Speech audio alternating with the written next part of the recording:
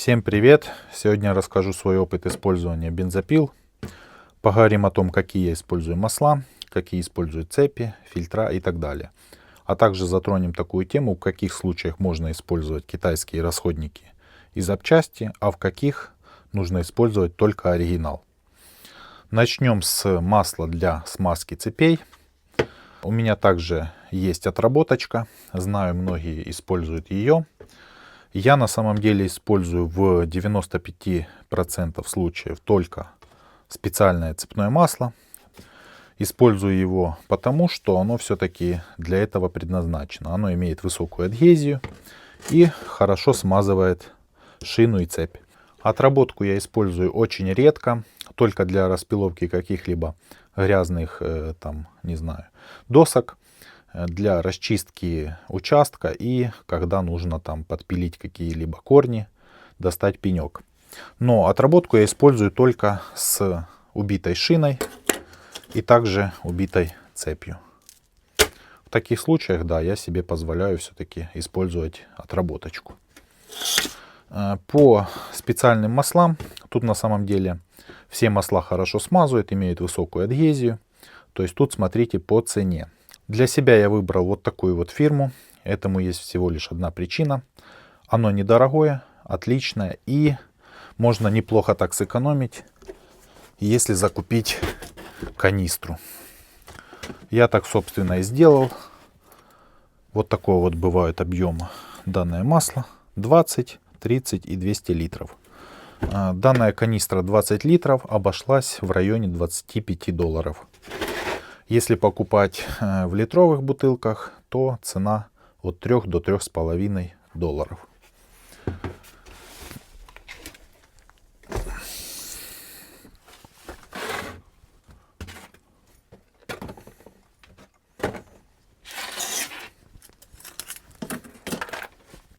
Идем дальше. Масло для смазки двухтактных двигателей. Первое время использовал вот такое вот масло. Это не реклама. Кто работал, тот знает. Отличное масло. По цене норм. Единственное, оно все-таки немножко дымное. Классификация у него JASO FB, то есть не самая высокая. Но оно хорошо смазывает, хорошо справляется со своей задачей. Пропорция 1 к 50, то есть 20 грамм на литр. Бутылки хватит на 50 литров топлива. Последний год работаю на вот таком вот масле. В разы лучше, чем просто HP-шка. Данное масло малодымное. Имеет уже намного выше классификацию. JASO FD. То есть масло малодымное, хорошо смазывает, хорошо очищает двигатель. На маслах рекомендую не экономить, не использовать дешевые масла, так как в таком случае у нас срок службы поршневой сокращается в разы. К тому же сомнительная экономия, когда вы сэкономили там, не знаю, $5 на бутылке масла и попали на $100-150 ремонта. К тому же нужно учитывать то, что это масло у нас идет 20 грамм на литр, то есть бутылка на 50 литров. А дешевое масло нужно использовать в пропорции 1 к 25, 1 к 20. И в таком случае у нас бутылки дешевого масла хватит лишь на 20-25 литров бензина. Так, идем дальше. Итак, пильные шины.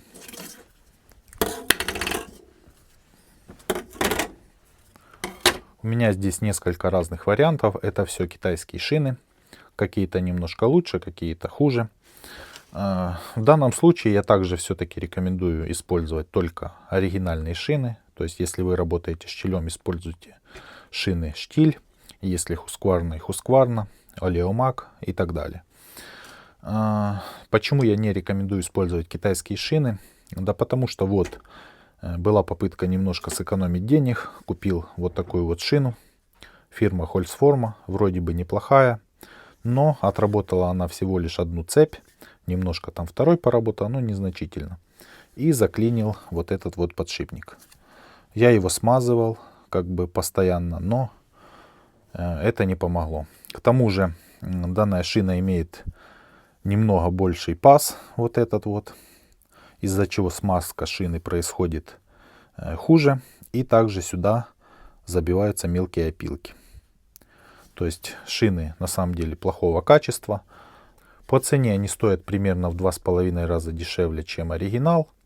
Но ресурс очень мал. Также есть у меня вот такая вот шина. Здесь немножко другой шаг, но я ее практически не использую. Она также плохого качества.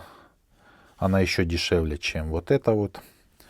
Но она имеет немного кривой нос. Ну, я думаю, видно вот здесь.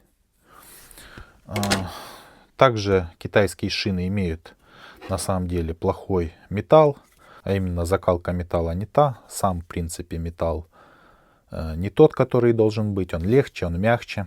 Из-за этого быстро изнашиваются кромки.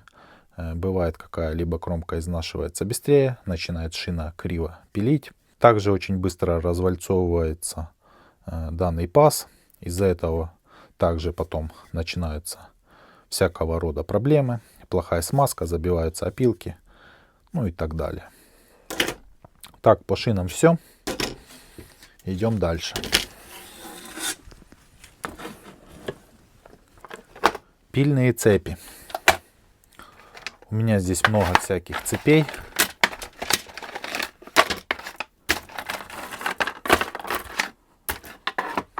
Это еще не все. Вот еще. По цепям, значит, я использую как оригинал, так и китайские цепи, но не все. Оригинал я использую только в тех случаях, когда я пилю чистую древесину, то есть когда в ней нет каких-либо гвоздей, арматуры и тому подобное. Вот. Китайские цепи я использую в тех случаях, когда мне нужно распилить какое-либо дерево, а именно в частном секторе, да, где люди у нас любят забивать всякого рода гвозди, арматуры, чтобы натянуть бельевую веревку.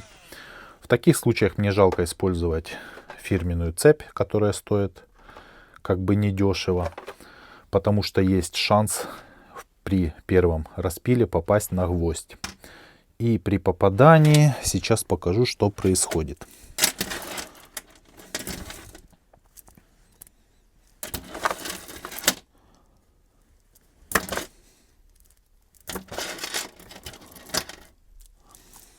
И при попадании на гвоздь вот что происходит. Я думаю, видно. Сбивает зуб очень сильно. Вот так вот. Поэтому в таких случаях я не вижу смысла использовать дорогие цепи. А вот что бывает при попадании на арматуру. То есть полностью снесло зуб. Был случай, я купил новую цепь. Только начал пилить и попал на арматуру. В итоге на цепи минус 20% от всех режущих зубьев. Поэтому цепь под выброс. По китайским цепям я выбрал фирму Чемпион. Нормальные цепи, цена-качество. Данную цепь данной фирмы еще не пробовал. Кто имел опыт использования, напишите в комментариях, как вообще вам данные цепи. Так, по цепям все.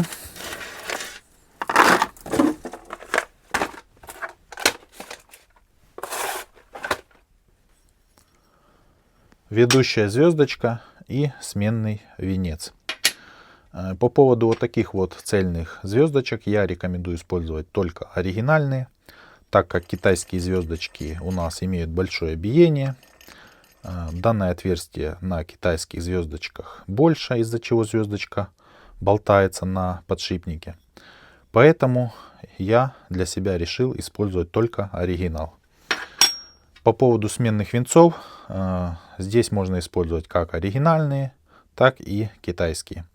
Китайские венцы сделаны плюс-минус очень близко к оригиналу, то есть плотная посадка, биения никакого нету.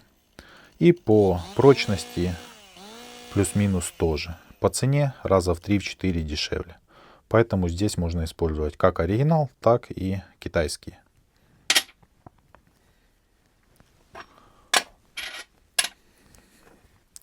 топливные и воздушные фильтра. По поводу воздушных фильтров я также рекомендую использовать только оригинальные фильтра, так как это очень такой важный элемент во всей бензопиле. Да? Если будет пропускать пыль, то ресурс вашей поршневой сокращается в разы. Поэтому на этом не экономим.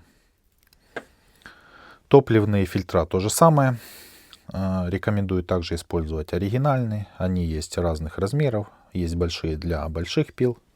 И есть вот такие вот маленькие для маленьких.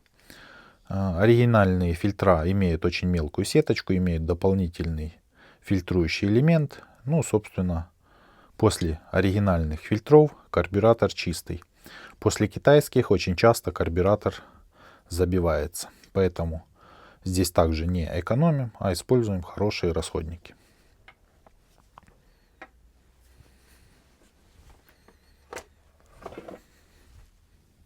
И последнее — это свечи зажигания. Я использую только фирменные свечи. Это НЖК либо Bosch.